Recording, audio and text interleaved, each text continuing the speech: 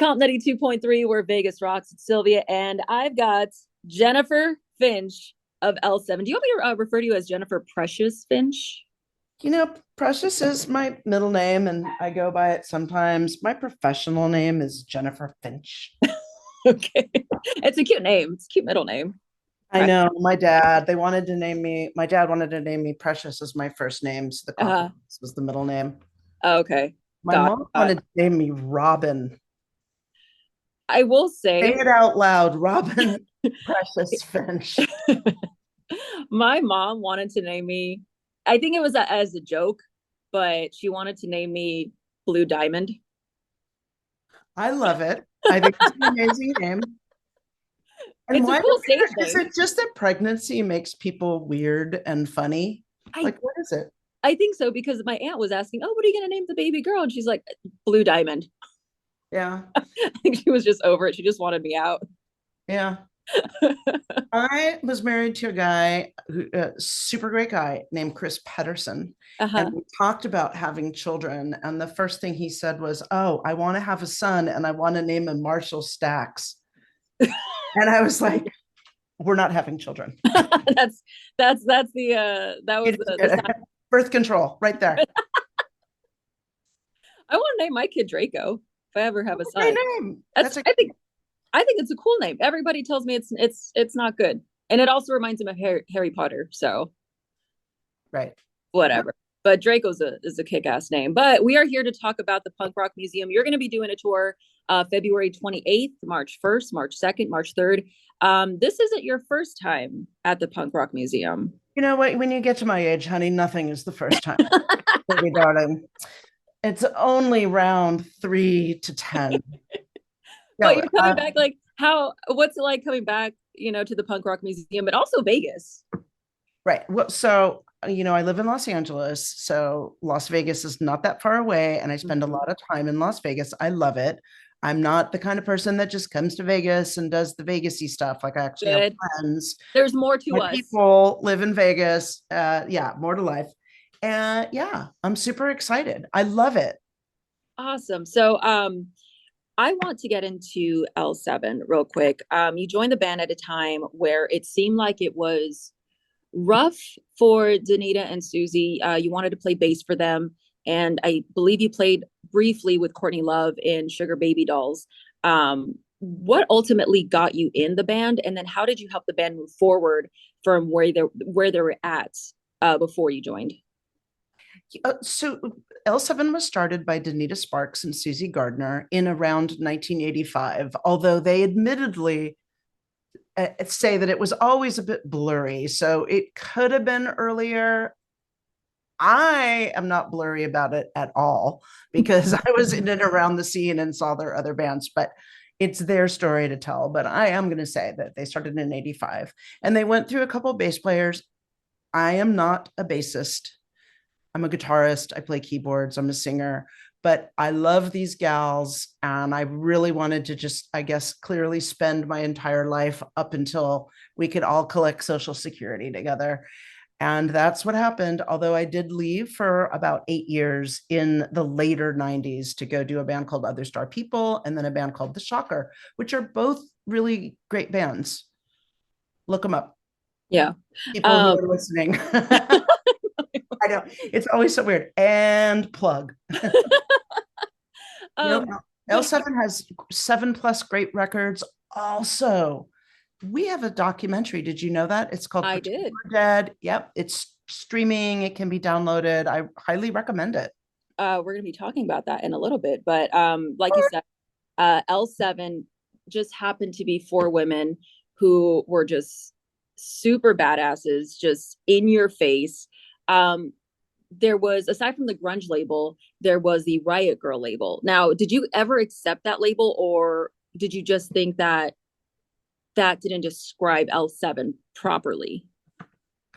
Yeah, I mean, it's interesting because I mean, Riot Grrrl very specifically is talking about something that's very meaningful, and it's getting together to create different systems of how music would be distributed, played.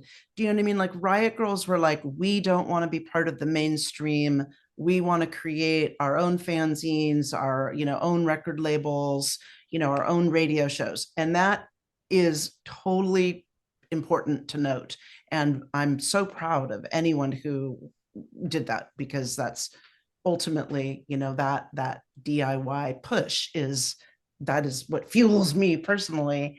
Yeah. L7 was already on a trajectory to, we got on a local label called Epitaph Records, which are our good friends who are also in Bad Religion. And then we got on a label called Slash in LA, which was what X was on, and Violent Femmes, and our friends Faith No More. And so we just, we were kind of doing a different thing. So I don't think it was fair to Riot Grrrls to actually call us Riot Grrrl, although it's an honor to be called a Riot Grrrl. Mhm. But It didn't make sense. oh, okay. Because I think the media kind of just lumped you all in that Riot Grrrl, but I don't think they understood what it really meant. Yeah. Back in the day, like there just wasn't like that many ways to have an aesthetic or a vibe in mainstream. Like they only had a couple adjectives for anybody, whether you were female or male. You got lumped into however they were going to put you into. Back in the old days, like there's record stores, there's only so much room, there's only so many like things you can write to describe music to make that sell of that product or whatever, not to make it all like business class. Yeah. It's kind of like what it was like back then, and that dictated how people, the language we used to describe music. Mm-hmm. The market dictated the language, so we kind of got, unfortunately, like caught up in that, and like I'm 18, I didn't know how to talk about it back then. I was just like, stop it, this is stupid. Like you couldn't like articulate what you wanted to say. Yeah, but I mean, early on it was so nuts, because like these journalists would be assigned to cover us, and they'd be like, I have no experience talking to women. Like that's how they start. And it'd be like, clearly. And then, or they'd say things like, when you stand and you play guitar, you stand with your legs apart. Why do you stand like a man? Are you making a statement? And it would just be like, bro, I'm just standing here. Like, I'm just standing here playing a bass guitar. Like they really, they looked at like every single thing. I bet like even holding a mug. Yeah. Like, why are you holding it like a man? Like, bro, I'm just holding it. You know what? Times have changed for the better. Yeah, absolutely. And Speaking of that, you talked about your documentary L7 Pretend We're Dead. And there is a scene in the documentary where Danita said that men who wanted to play hard rock had no desire to play with women. So fast forward to 2025, and we have bands like Surfboard and Spirit Box and Hailstorm. And chances are, I hope they're not getting asked, what's it like being a woman in a band? What are your thoughts of the evolution of women in rock? I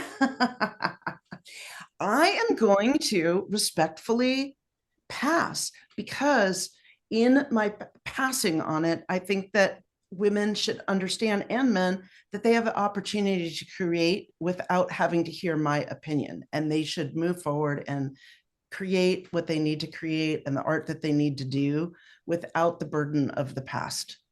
Got it. Okay, so we worked for. I'm sorry. That's what we worked for, right?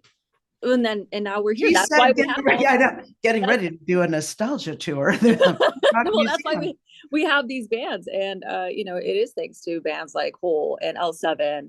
But we're talking to Jennifer Precious Finch of L7. She's going to be doing tours at the Punk Rock Museum February 28th to March 3rd. For tickets and information, head on over to thepunkrockmuseum.com. It's going to be one hell of a time. You're doing private tours. There's a drawing for a house party. Like, just give us all the goods, the details. Oh my gosh, you are so good at this. Thanks. Okay, so one thing is, yes, I'm doing these tours, and yes, you can expect to hear some really brain salad first draft stuff out of my mouth, because I am a huge fan of pop culture, media, how media affects and shapes like how we think. We just talked about how we speak. People start their punk rock tours with something like, first there was Blondie and the Cramps. I start mine back at colonialism and the Vietnam War, and we went to the moon. And other kind of mid-century stuff. And then I kind of work backwards to Wagner and some late 1800s performance Mhm. stuff. So I really like, if you really want to hear something a little bit different, but I will, include, how bad Jim from Pennywise's feet smell, and maybe some other like choice tidbits about Sublime. They definitely like, we will not be limited to the ladies of rock, although I do forefront that because, well, just because that's important, that's history. Or yeah, And some of the foundings, I think, in culture, and why punk rock is so disruptive, and why punk rock is not music, and why punk rock is many other things, and it's not just that record that people think that their first record was a Ramones record, or whatever it is. So also, I have an exciting thing to say. Thank you that you're being good with editing. Um, I have this bass that I'm bringing to the jam room, and it's called the Ghost. And maybe some of your listeners might recognize it. It was very recognizable. It had a design on it like a skull, like a big skull, hmm that's sometimes associated with the band The Misfits, although there's a whole story around why I had it on the bass, and it had nothing to do with the Misfits. Because which you will tell at the I museum. will tell the museum. I really want people to come and play my bass. Like, I feel that that bass is magic, and it will give people magic in their lives if they play it, and then it will give me back magic. I think it's the energy when someone, because again, Ah, like just the history of that base, you know, you can feel it. I'm sure. Like if other somebody else like picks it up. yeah. I have also a newsletter called Shit My Rockstar Says. It's hmm totally free. People should sign up for it. And on Saturday night at the museum, we're just going to do like a little raffle for drinks with me, and to sit in on a Shit My Rockstar Says podcast with my artist partner, Tiny Nightmare, who's a graffiti fine artist that works out of San Diego. We're also going to do a drawing to go to a private party that's going to be going on after that on That's Saturday, and cool. just a bunch of tasty stuff. Awesome. So that's the really cool thing about the punk rock museum is that, not only are you, seeing all these, the guitars and everything and hearing the stories, but you're getting to hear the stories from the people who lived it and who people who it's coming from them. So what's it like for you telling these stories to like a newer generation or people who are just getting into the punk rock scene?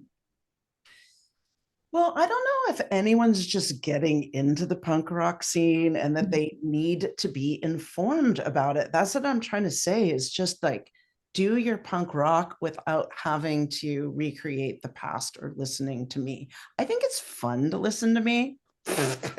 Just kidding. I'm no, I'm telling you, um, I'm having so much fun right I know I'm such a now. okay. Um, we can edit that out, I guess. Yeah, I mean, I think that your question narrowed in is like, what would you say? Like, what are we going to say to people that are younger than us that are coming through? I think the most important thing to say is be wary of your media and who tells the stories.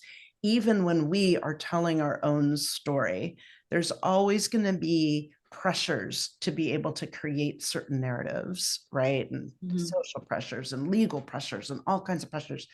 And, have fun and take it with a grain of salt. So that kind of goes into my next question. What is one thing that you want to make sure that people who attend your tours walk away with?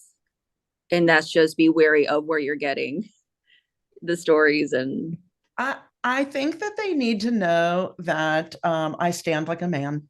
No, I think I don't first and know. foremost, I stand like a man, That's so legs apart. because I feel like I'm trying to approach all of this like as tactical as like Mhm. my cobbled weird ass brain like can pull it together. And then I've never even asked myself that question, like, what do I want people to walk with? I want them I want them to feel good about themselves and their experiences, and maybe feel like they can see that there are multiple perceptions and lenses to look at any situation. Nothing is black or white, nothing is good or bad, nothing is or isn't. It just really is how you want to, perceive and what it can do for you. I love that answer. So thank you so much, Jennifer. This was so much fun. And again, tickets for the tours or getting more information about the Punk Rock Museum, you go to thepunkrockmuseum.com. And again, February 28th through the March 3rd is when you'll be giving your tours. Great. And just like to add, they Yeah. are selling out pretty quickly, but for real, if any of your listeners are listening and they get kind of, just DM me on social at Jennifer Finch. We'll make a plate. We'll put another stone in the pot of soup and make sure you get a bowl if that. See, so if people can't get into it, like Yeah, we'll find just a place for you. reach out to Jennifer Finch and she's got the hookup. Ah, thank you.